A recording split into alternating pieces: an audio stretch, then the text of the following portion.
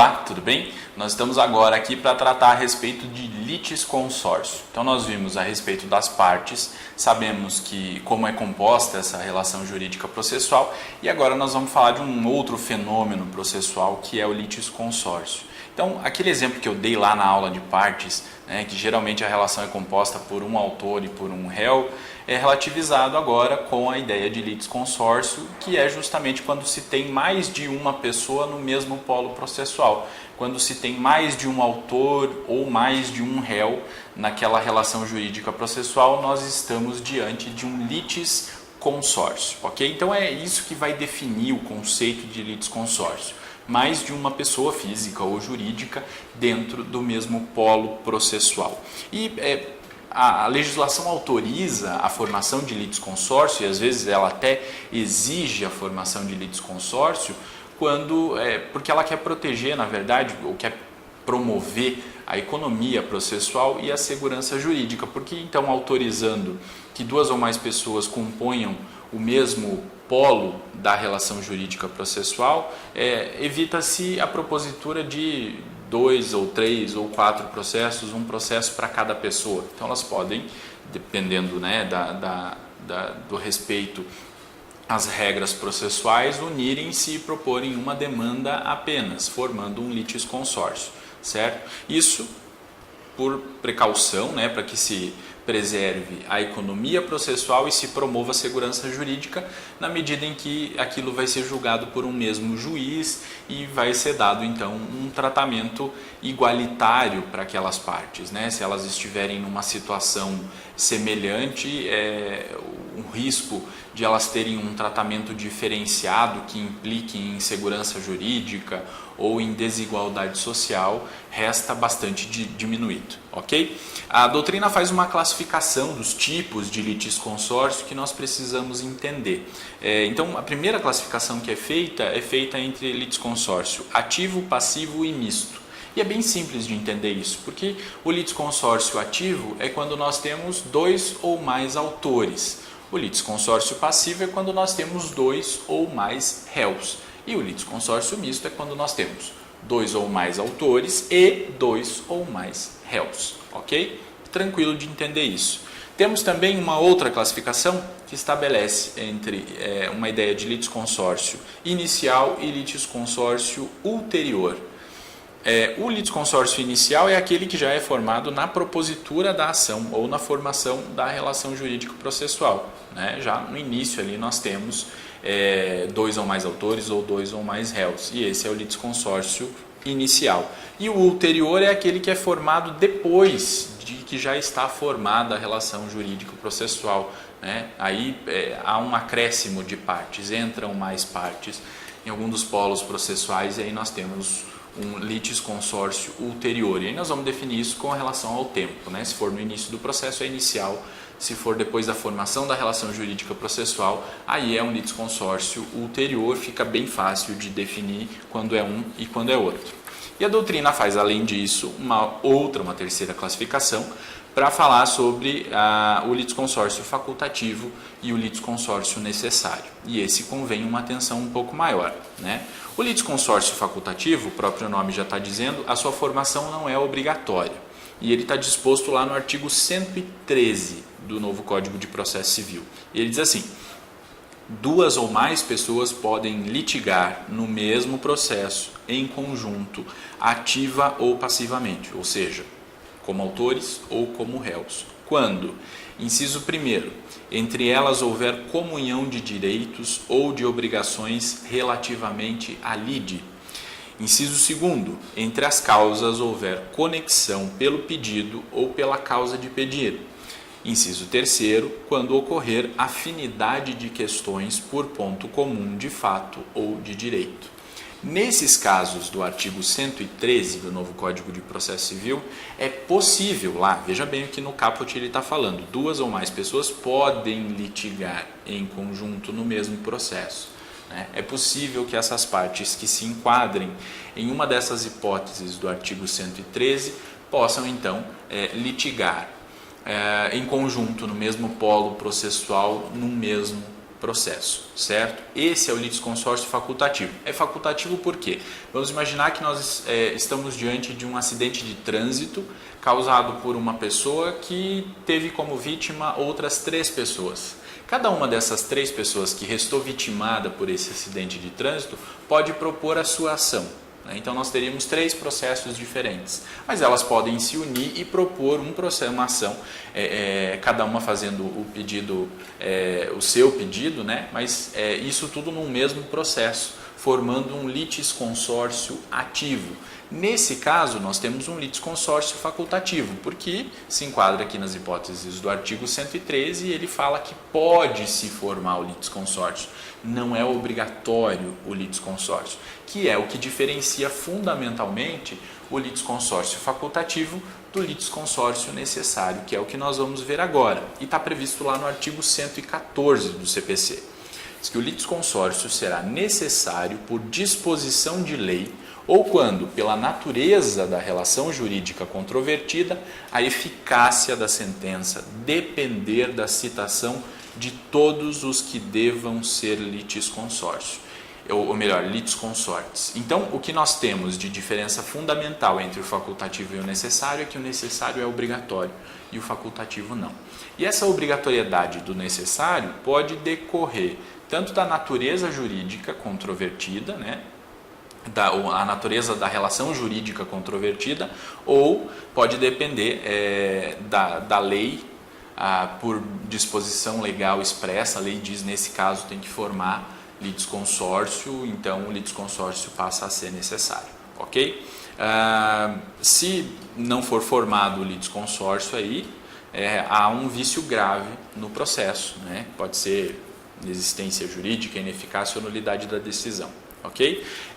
Dessas 2 hipóteses aí, que o necessário pode decorrer de disposição legal, nós temos evidente naquelas ações em que se discute a propriedade de imóveis, né? E quando há imóveis que sejam de propriedade de uma determinada pessoa e ela seja casada, né? Então, nesse caso, por força disso, é necessário que o outro cônjuge também seja acionado. A lei obriga isso. Então, se eu vou propor a ação contra uma determinada pessoa e essa pessoa é casada, por exemplo, pelo regime de comunhão de bens, o imóvel está no nome dela, mas eu tenho que acionar esta pessoa e o seu cônjuge, né? Porque a lei exige que seja dessa forma. Então, aí nós temos um litisconsórcio necessário por decorrente de disposição legal. E há também o litisconsórcio necessário que decorre da natureza da relação jurídica de direito material. E o exemplo clássico que a doutrina usa é no caso de uma dissolução de uma sociedade, né? Então, um dos sócios propõe uma ação para dissolver uma determinada sociedade. E aí é necessário que ele chame para compor o polo passivo do processo todos os outros sócios, né? A fim de que aquela sentença proferida ao final tenha eficácia com relação a todos os sócios, porque eu quero dissolver a sociedade, então eu vou afetar o direito de todos os sócios. Nesse caso, a natureza jurídica dessa relação me obriga a formar o litisconsórcio. Então, é necessário formar o litisconsórcio. Se eu não formo o litisconsórcio, nesse caso, a sentença não vai ter eficácia com relação aos outros que não compuseram o polo passivo daquela demanda, ok? O artigo 115, parágrafo único, diz assim: nos casos de litisconsórcio passivo necessário, o juiz determinará ao autor que requeira a citação de todos que devam ser litisconsortes dentro do prazo que assinar, sob pena de extinção do processo. Então, o juiz, ao receber uma determinada demanda e ele perceber que essa demanda tem a necessidade aqui de se formar um litisconsórcio passivo e o autor não fez referência a isso na sua inicial, vamos imaginar que no exemplo de um dos sócios que propõe ação contra outro sócio, tendo mais 5 sócios naquela sociedade, ele quer a dissolução daquela sociedade, mas ele acionou só um. Então, o que o juiz vai fazer? Vai determinar um prazo para que ele promova, para que ele requeira e promova a citação dos outros sócios também para compor aquele aquele polo passivo daquela demanda, formando o litisconsórcio, que é necessário nesse caso. Se o autor não fizer isso, o processo vai ser extinto sem análise do mérito, que é o que está dizendo o artigo 115, parágrafo único do novo CPC, ok? Então essa é a diferença fundamental entre o litisconsórcio facultativo e o litisconsórcio necessário. Numa outra classificação, e daí já é a última classificação, a doutrina estabelece uma diferença de conceitos entre litisconsórcio unitário e litisconsórcio simples. Nós sempre estaremos diante de um litisconsórcio unitário quando a sentença a ser proferida para resolver aquele caso deva ser idêntica para todos os litisconsortes do mesmo polo, certo? Que é o que está dizendo o artigo 116. O litisconsórcio será unitário quando, pela natureza da relação jurídica, o juiz tiver de decidir o mérito de modo uniforme para todos os litisconsortes. Aí é um litisconsórcio unitário. E o litisconsórcio unitário ele pode ser facultativo, pode ser necessário. O que vai dizer se ele é um litisconsórcio unitário é a obrigatoriedade de se ter uma decisão idêntica para todos os litisconsortes do mesmo polo. O exemplo clássico é de uma ação de anulação de deliberação de Assembleia Geral, que é movida, vamos imaginar, 2 acionistas de uma determinada empresa movem uma ação contra os outros acionistas, buscando a anulação da deliberação feita em uma determinada Assembleia Geral. Necessariamente essa decisão vai ter que ser idêntica para todos os litisconsortes, né? Ou vai anular ou não vai anular, né? Então nesse caso eu não tenho como anular a deliberação de uma Assembleia Geral em favor de um acionista e o outro não, eu vou manter aquela deliberação tal qual foi lançada, né? Porque eu não estou diante, eu não posso dar 2 respostas diferentes, porque pela natureza da relação jurídica eu tenho que dar uma resposta idêntica para aqueles litisconsortes. E é isso que vai definir se o meu litisconsórcio é unitário ou não. E no caso do litisconsórcio unitário, os atos que beneficiarem todos os litisconsortes daquele polo, então um determinado litisconsorte pratica um determinado ato processual que é benéfico para todos os outros litisconsortes que estão naquele polo. Esse ato vai ser aproveitado em favor de todos os litisconsortes. Exemplo, é proferida a sentença e a parte perde, a parte sucumbe. Um dos litisconsortes vai lá e interpõe recurso. Esse recurso pode ser benéfico para todos e, se for benéfico, vai aproveitar a todos. Já os atos prejudiciais praticados por um litisconsorte não vão atingir os demais litisconsortes. Então, vamos imaginar lá, eu tenho 3 litisconsortes num determinado litisconsórcio unitário. Um deles confessa e a partir da confissão é possível concluir que a outra parte é que tem razão, que as partes que estão no outro polo é que tem razão. Só que há outros litisconsortes que não confessaram. Nesse caso, a confissão de um não vai surtir efeito nenhum, porque eu não posso usar essa confissão de um litisconsorte dentro de um litisconsórcio unitário para prejudicar os demais litisconsortes que não confessaram. Ok? Então, os atos prejudiciais praticados por um não vão prejudicar os demais. E os atos benéficos praticados por um vão beneficiar os demais. Essa é a regra do litisconsórcio unitário.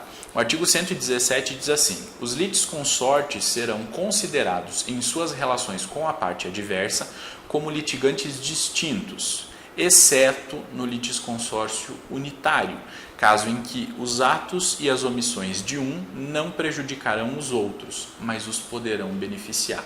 Então, diferentemente dos outros tipos de litisconsórcio, quando eu estou diante de um litisconsórcio unitário, os atos de um só podem beneficiar os outros, não podem prejudicar os outros, né?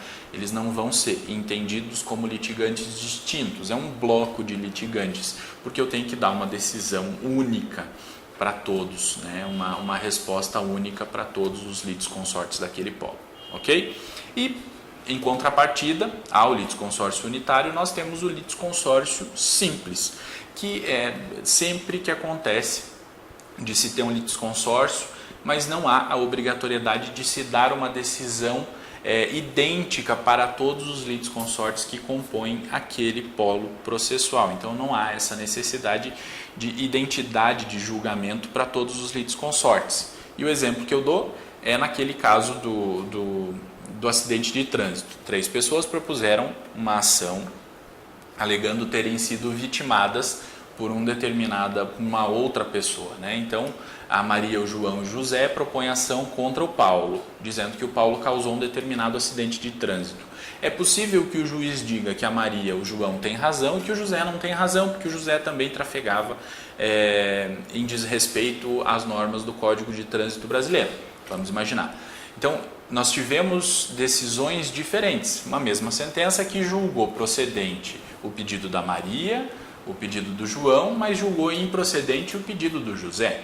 Nesse caso, nós estamos diante de um litisconsórcio simples, porque as decisões foram diferentes, não havia obrigatoriedade de essa decisão ser única, idêntica para todos os litisconsortes, ok?